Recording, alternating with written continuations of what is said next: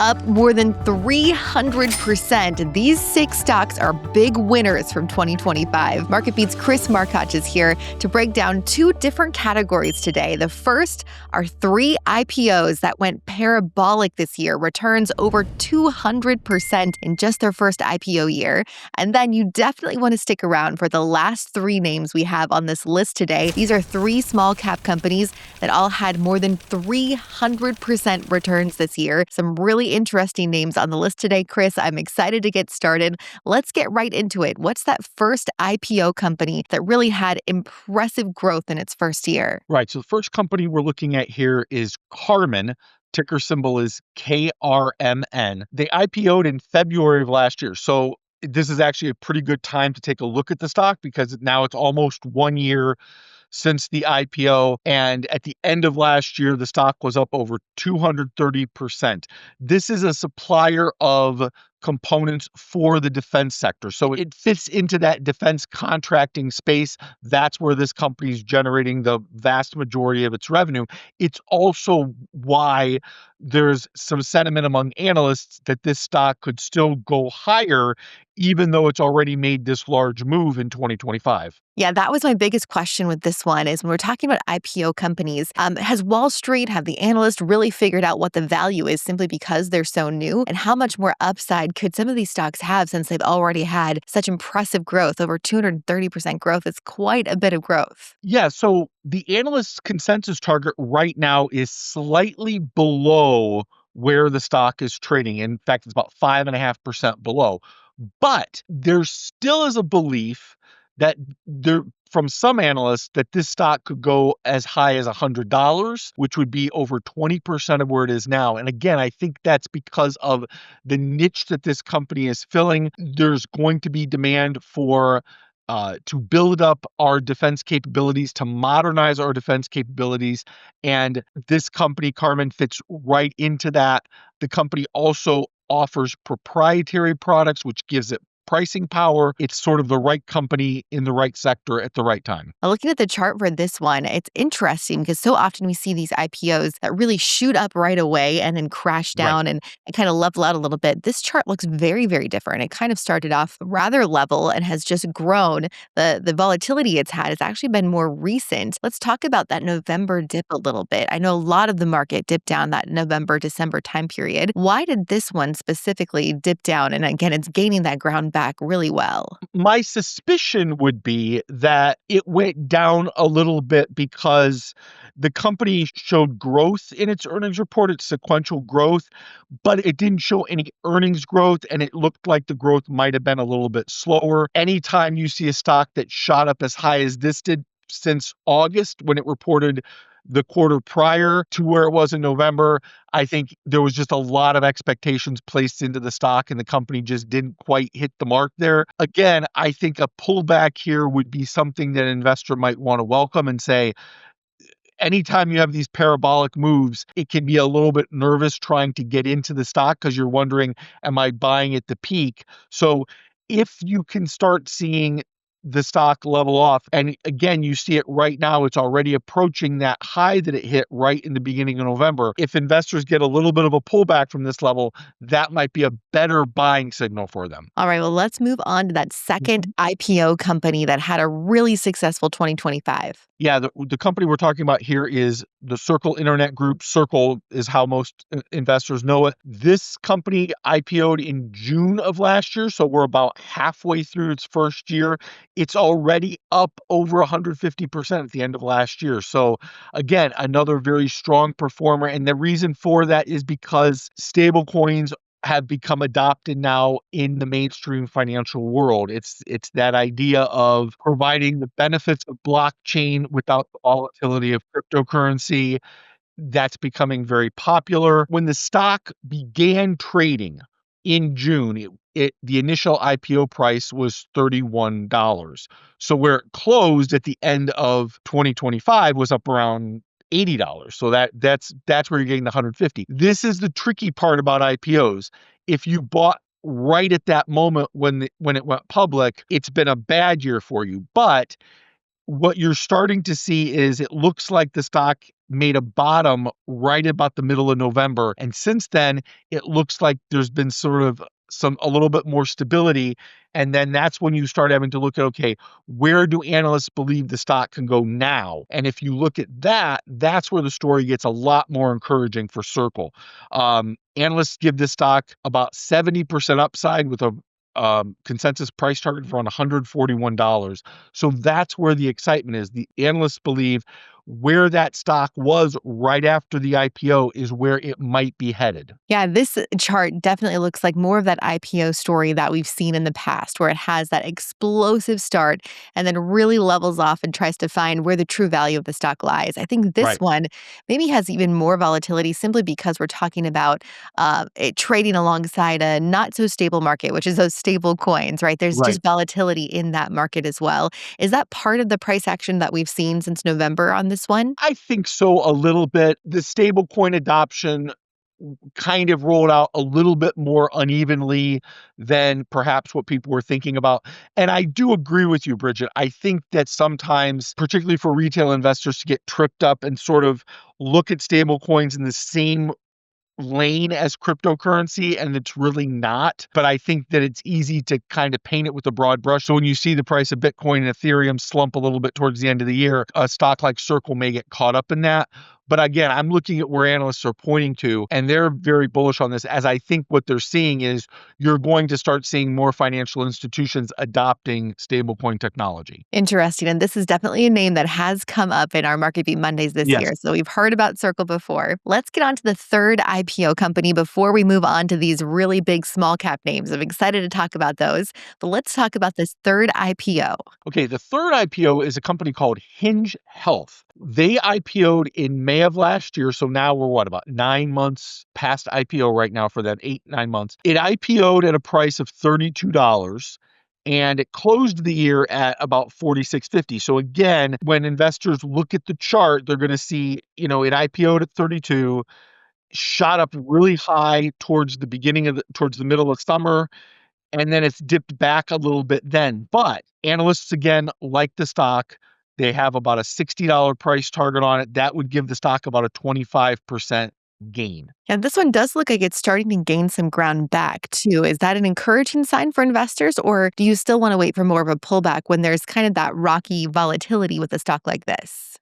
For me personally, I'd like to see a little bit more of a pullback. Or conversely, I'd want to see a significant breakout. For example, in this case, I'd like to see a more convincing move to around $54 a share, which would be about where it was the last time it hit a high, which is right around the beginning of November. So what this company does is they have a mobile phone app and an FDA cleared wearable device that focuses on musculoskeletal movement, i.e., physical therapy exercises that patients can do at home that are customized to their needs. So the idea is you can do more stuff at home. You can spend less time and money working with human physical therapists. It's an interesting niche. One concern I might have as an investor is how much of a moat does Hinge Health have? But on the bullish side, this could be a company that you could see being an acquisition target for either a major health insurer or maybe even another technology company. Yeah, this almost feels like a semi robotics play, right? It's almost moving towards that robotics in healthcare. It's an interesting concept for sure. Health insurers might be really intrigued by this as an option. It's a way of managing those costs, keeping things, getting things in a much more favorable spot in terms of allowing patients that have the ability to do it to do that kind of exercise at home, again, without incurring those extra costs. This one has had a strong year, but it's the smallest move that of the six stocks that we're talking about. The list of the three small caps we're about to talk about all have about 300% gains over the last year. I am really excited for this small cap list after we've just talked about these Right. IPOs. Before we get into that first small cap name you have for us, if you are interested in small caps that are really strong right now, seeing a lot of growth, I mean, we're already seeing momentum for small caps in the Russell 2000 recession at the start of 2026, make sure to check out this article. It's brand new just for our premium subscribers on marketbeat.com. These are the top 5 rated small cap stocks on marketbeat.com right now. You can check out that list for free because you're watching our YouTube video right now. Scan the QR code or click the link in the description to get that article for free and look at some other strong small cap names. But the 3 you have for us today, Chris, these are 300% movers in the last year. What's that first small cap company for us? So if you liked the healthcare angle on the last one, you might really like the healthcare angle on this one. The company here is called Grail, which I kind of find funny for reasons that'll be clear in just a second. This is a biotech company, but what they specialize in is that they've got a early detection test for cancer. It's called the Galleri Multi-Cancer Early Detection Test. So I kind of find it interesting. It plays well with their name, Grail, because it's kind of like the Holy Grail. You're trying to find early detection for cancer, which is considered to be obviously anybody that's fought cancer themselves or had a loved one that's fought cancer. You know the importance of early detection in terms of survival rates. That's what's got analysts and investors intrigued about the product. So right now, standardized screening methods only screen for about 5 types of cancer accurately. 70% of all deaths from cancer come from cancers that are outside of those 5 that are regularly screened for. So what Grail says is that they've designed their test to screen for over 50 different types of cancer. Obviously, if you can do that and you can detect the cancer earlier, it's going to lead to better outcomes, hopefully, for cancer patients. And that's what has investors excited about the stock. Yeah, we had another analyst on last year sometime who mentioned Grail for the first time on our channel. And one of his arguments for this stock was that once insurance companies really get a hold of this, if this becomes more mainstream accepted by many insurance companies, the potential for Grail is really, really strong. And I think that's one of the reasons we're seeing investors so interested in the stock right now. Looking at the chart, it went crazy parabolic. Yeah. It grew so much. It had a nice pullback in that November, December timeframe, but it's one of the beneficiaries of that January effect. It had up 16% in the last 5 days. It's definitely seen a nice bounce right now. Is it still on that move where it's a good entry point, or is this just one that you want to watch and buy on those dips when it comes? I'm curious to see, do analysts still feel like, even despite all of this really fast growth, that there could be more growth ahead in the next year? So right now, the stock is trading right about at where the analysts' consensus price target is. Analysts have a price target of about $97.50 on the stock, and it's trading around $98.60. Having said that, the stock does not have that much analyst coverage. That's generally the case with these small caps, even ones that rocket as high as this one did, in 2025. It's not covered a lot by the analysts. The reason for that is because, the company is generating revenue and it's been growing that revenue, but the company's not profitable yet. And that's something that a lot of analysts are going to say, we're going to stay away from the company until we can see a path to profitability. Not sure exactly when that's going to come, but right now, what I like about the company when I look at them is they're growing revenue, not just sequentially, but they're growing it year over year. You're starting to see free cash flow growth starting to happen here. So this is one that I think investors might want to look at as a watch list and buy on the dip, even though it does look like you may be seeing some support firming up here around that $85 level.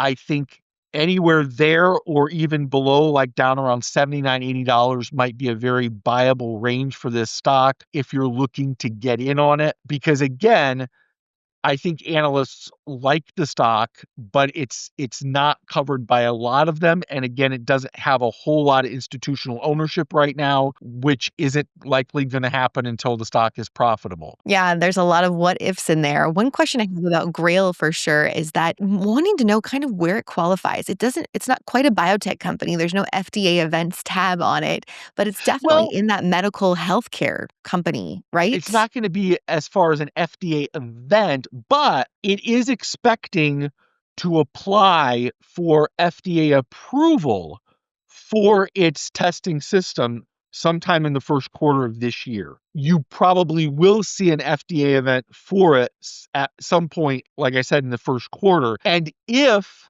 the company is successful at getting that US FDA approval, it's going to create a higher likelihood that insurance companies will look favorably on this testing as far as allowing it to be approved. Yeah, that's an interesting, huge potential catalyst for this stock for sure. I think with all of the names we're talking about today, the IPOs and these small cap companies, it's important to remember there is a level of risk involved with these more than some of the other stocks that we talk about, simply because Right. they're new. There's a lot of growth still happening. They're in that pre-revenue stage. So let's talk about that risk before we get into these next two names. Again, similar huge growth stories. Is there ever a chance that a huge small cap growth story can quickly turn around to a 200% loss? It can. One of the reasons for that is because, as you just said, Bridget, these are speculative plays. They don't have a lot of institutional buying to go with them. And that means that you can have short sellers that are being just as aggressive as retail traders who are trying to bid the stock up. You've got short sellers who are trying to push it down. And at any given moment, without that institutional support, it could make these stocks much more volatile. I think the thing you want to look for with small cap plays and with speculative stocks in general is you want to be looking for stocks that have those long-term stories and those long-term catalysts. You hear it said in investing a lot of times you want to skate to where the puck is going. So you want to be looking for those sectors where investment dollars are going to be moving. And certainly when you look at a field like oncology in a field like biotechnology, that just seems to be an area where there's a lot more growth ahead. Now, that doesn't mean the stock where it currently sits isn't due for a little bit of a pullback. The caveat there would be, what if the FDA declines to approve the tests? Again, the what ifs are something to consider with all of these names. And also, it's why these are just stock ideas. These are not buy recommendations for any of our viewers out there. Let's get on to that second small cap company. Again, some huge moves in this chart. Yeah, the company here is Planet Labs. Ticker symbol is PL. The stock rose over 390% in 2025. This is a company that does spatial imaging of Earth through a broad range of satellites. They're growing their business because they've been getting a lot of contracts, again, through that defense industry. They're seeing that revenue from defense and intelligent revenue grew over 70%. This is part of the space play too. It's not just a defense play, but it's also a space play. I think part of the move higher for Planet Labs was a move that was being made in sympathy with a lot of other space stocks. I mean, Rocket Lab was one we've talked about a lot on this channel, and that had a strong move higher last year of about 173%. So you're looking at, two stocks in that space sector that were moving higher. And again, this has the benefit of being a small cap stock, so it probably drew a lot of that retail investor interest. So much interest in this one that ASTS Space Mobile Rocket Lab is kind of in that category where we saw a lot of interest towards the end of the Right. year. I know many other stocks, many other small cap stocks were down a little bit at the end of December, mid-December. This one was not that case. I mean, it just kept going up, and it's still right now right around that all-time high for the stock at the very top of that 52-week Right. range. I think this is an important one to say. Maybe not the time that you want to be looking at adding this one to your portfolio. Whenever you see a move like you've seen in Planet Labs, starting at the end of November on through the rest of the year, that's like a 70% move in the stock. It's something that you realize that's not likely to be sustainable. Analyst forecasts are suggesting the stock's about 30% higher than where their consensus target is. Again, that doesn't mean there's something fundamentally wrong with the company, but sometimes stocks can move a little bit too far, too fast. Once again, this is not a profitable company yet. In fact, the loss that they posted in the fourth quarter, or in the third quarter, excuse me, of 2025 was bigger than the loss per share they posted in 2024, although revenue is growing strongly. So revenue grew very strongly year over year, but they're posting a bigger loss. It's one of those situations. Again, I don't think there's a problem with the company per se, but the stock may be a little bit overextended right now. Yeah, I think that's strong advice, Chris. It's also what I'm considering when I'm looking at which of these companies I want to add to Bridget's buys. The last company on the small caps is super interesting. I'm Uh-huh. excited to get to that in a minute, but it's also on that similar story to what Planet Labs is, where it's at the very top of its 52-week range because it's seeing such a huge surge right now. And I know we hear from lots of viewers who want to hear about these surges before they happen. I completely understand, but it's also good to watch the ones that are seeing the big surges. So we're going to get to the last name in just a minute, but first I want to talk about the stock I want to add on a Bridget's buys list. It's not Planet Labs because of where it's at right now. It's not the next and last small cap stock we have, even though it's a really interesting company, because it's too high for where I want to add Right. it on a watch list. I am going to add that second company that we were talking about. This is that stablecoin company, Circle. I'm going to add that to the list, even though I do think it's more of a speculative play. It's down at a lower point, though, and I think that's why I want to add it on my paper trading watch list right now, because it's a great entry point to get in. And analysts have big expectations for this stock to grow. And so I think that it could be a potential gainer for that watch list. I like to see which ones are in the green and how much they're growing. It's a great way to follow it. If you're not following Bridget's buys watch list yet, I've got a QR code for you here or a link if you want to go and watch how those stocks are performing. But I am paying attention to where that entry point is when I'm adding these stocks onto that paper trading watch list. So that's why Planet Labs didn't quite make the cut because it's just too high.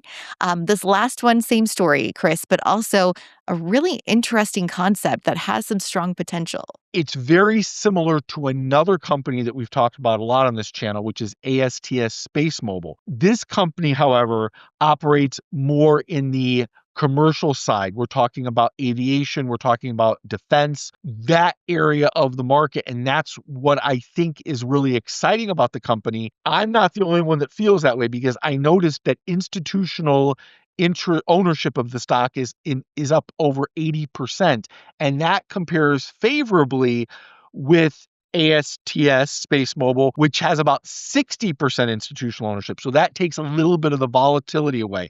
This company managed to turn a profit in its last 2 quarters. Revenue is growing not only sequentially, but year over year. The company that I'm talking about is Viasat. The ticker symbol is VSAT. Yeah, this is such an interesting company. That institutional ownership of this company is a really key point because I think it shows how much they're buying into that, how this Exactly. company and ASTS Space Mobile, these new concepts could really change the whole communications, the whole cellular industry quite a bit. If you want to learn a little bit more about ASTS Space Mobile and how it compares to Viasat, watch this video here where we go in depth on ASTS Space Mobile.